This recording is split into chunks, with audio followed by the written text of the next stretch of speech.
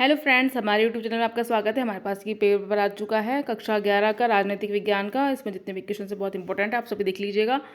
तो आइए हम बढ़ते हैं पहले प्रश्न की तरफ। यहाँ पर पहला प्रश्न है, भारतीय संविधान है लिखित है, अलिखित है, विकसित है या परंपरा आधारित है? हमारा संविधान लिखित है, तो यहाँ पर इसका सही जवाब हो जाएगा। दक्षिणी अफ्रीका में स्वतंत्रता आंदोलन का नेतृत्व किसने किया था? यहाँ पर स्वतंत्रता आंदोलन का नेतृत्व किसने किया था आपको बताना है। क्या हो जाएगा? ऑप्शन बी आपका सही आंसर हो जाएगा, नेल्सन ने इसका किया था नेतृत्व।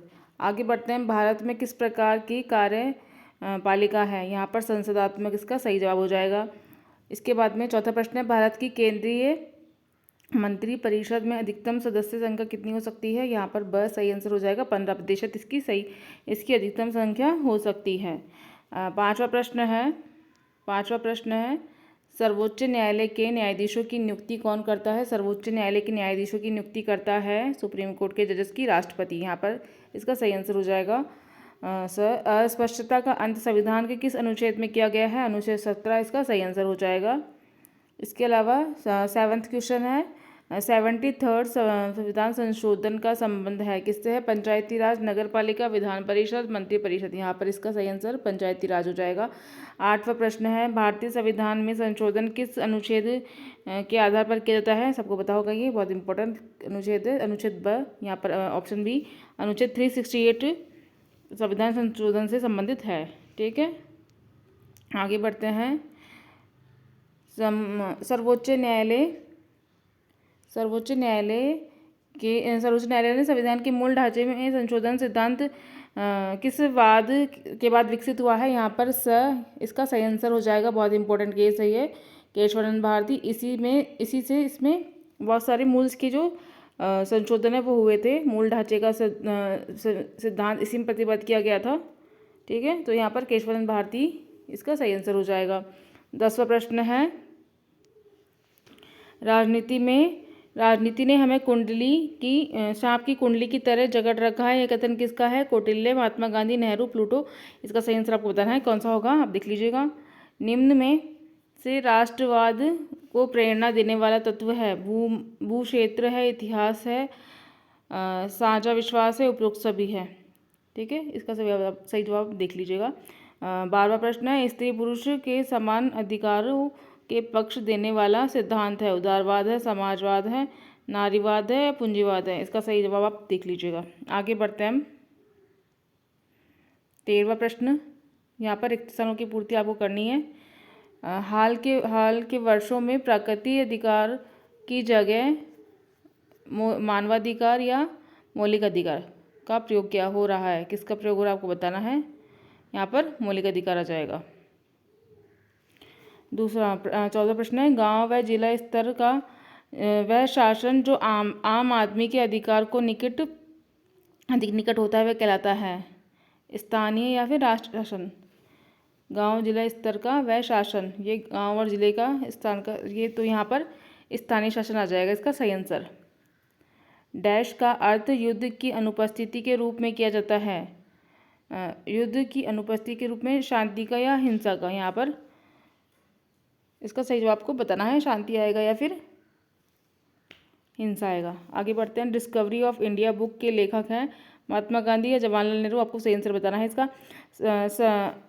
74th संविधान संशोधन द्वारा डैश को मजबूत किया गया है? आपको बताना है। 2 ऑप्शन आपके सामने हैं, ये जो टिक हो रहे हैं इस पर आप मत जाइएगा, आप अपने अकॉर्डिंग कर लीजिएगा। ये किसी और स्टूडेंट्स का पेपर है तो इसलिए इसमें जो भी ये लगाए हुए हैं जरूरी नहीं हो सही हो। गांधी जी द्वारा लिखित पुस्तक है रिपब्लिक है या हिंदू स्वराज है? आपको बताना है। आगे बढ़ते हैं हम, अति लघुरात्मक प्रश्न है ये। पहला प्रश्न है, अवसरों की समानता से क्या तात्पर्य है?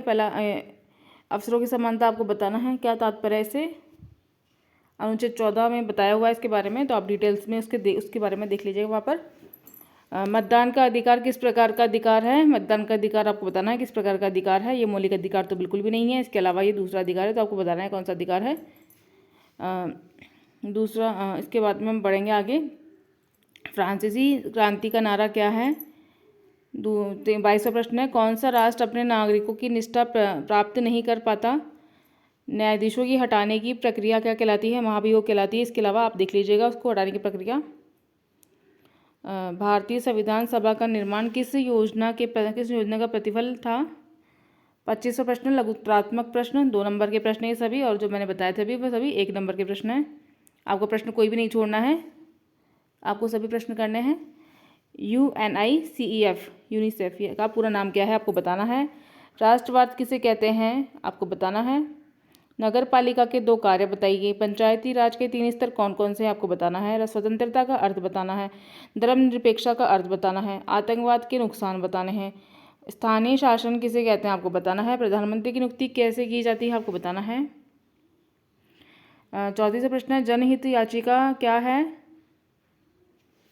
पब्लिक इंटरेस्ट लिटिगेशन इसको बोलते हैं। 3 नंबर का प्रश्न ये आप देख लीजिएगा। राज्य चुनाव आयुक्त के 2 कार्य लिखिए। 36वां, साझे विश्वास को स्पष्ट कीजिए। शांति के मार्ग में आने वाली किन्हीं 2 बाधाओं को समझाइए। 3 नंबर का प्रश्न है। अल्पसंख्यक किसे कहा जाता है आपको बताना है। मौलिक अधिकार क्या है आपको बताना है। बहुत इंपॉर्टेंट क्वेश्चन है सभी, आपको कोई प्रश्न छोड़ना नहीं है, एक बार अच्छे से आप इनको देख लीजिएगा। अब आगे बढ़ते हैं हम। 40वां प्रश्न निबंधात्मक प्रश्न यहाँ से स्टार्ट हो रहे हैं। निबंधात्मक प्रश्न 4 नंबर का एक प्रश्न है ये, अथवा में 2 प्रश्न है, दोनों में से आपको करना है। हमारे संविधान को एक जीवंत दस्तावेज माना जाता है। व्याख्या करनी है आपको इस कथन की, आपको व्याख्या करनी है कि इसे जीवंत दस्तावेज क्यों कहा गया है हमारे संविधान को। इसके अलावा दूसरा प्रश्न है, भारतीय धर्मनिरपेक्षता की आलोचना किन आधार पर की जाती है आपको बताना है। आपको आलोचना करनी है यहाँ पर धर्मनिरपेक्षता की। इसके अलावा हम बढ़ते हैं 41 यानी कि 41वें प्रश्न पर। 73rd संविधान संशोधन को समझाना है आपको। ठीक है, संविधान संशोधन में क्या हुआ था, किसके बारे में कथन किया गया है, इसमें आपको बताना है। राष्ट्रवादी भावना को प्रेरित करने वाले कारकों पर प्रकाश डालिए। 42वां प्रश्न है, राष्ट्रपति के अधिकार बताइए। और इसके अलावा अथवा में है, अहिंसा के बारे में गांधी जी के विचार लिखिए। इसके अलावा 43rd क्वेश्चन है, कानून निर्माण के विभिन्न तरीके का विस्तार में वर्णन कीजिए। और इसके अलावा है, आपकी राय में राष्ट्रवाद की क्या सीमाएं हैं। यहाँ पर ये सभी प्रश्न कंप्लीट होते हैं। 43rd क्वेश्चन से इसमें टोटल आपको सभी प्रश्न करने हैं। छोटे क्वेश्चन थे इसमें, तो आपको कोई भी क्वेश्चन नहीं छोड़ना है, आपको सभी प्रश्न करने हैं। बहुत ही ईजी पेपर है, आप सारे अच्छे से देख लीजिएगा और अपने दोस्तों के साथ भी शेयर कीजिएगा। मिलता है नेक्स्ट वीडियो में। सभी बच्चों को ऑल द बेस्ट। अपनी तैयारी अच्छे से तैयारी करते रहिए, दोस्तों के साथ भी वीडियो शेयर कीजिए। थैंक यू, मिलता है नेक्स्ट वीडियो में।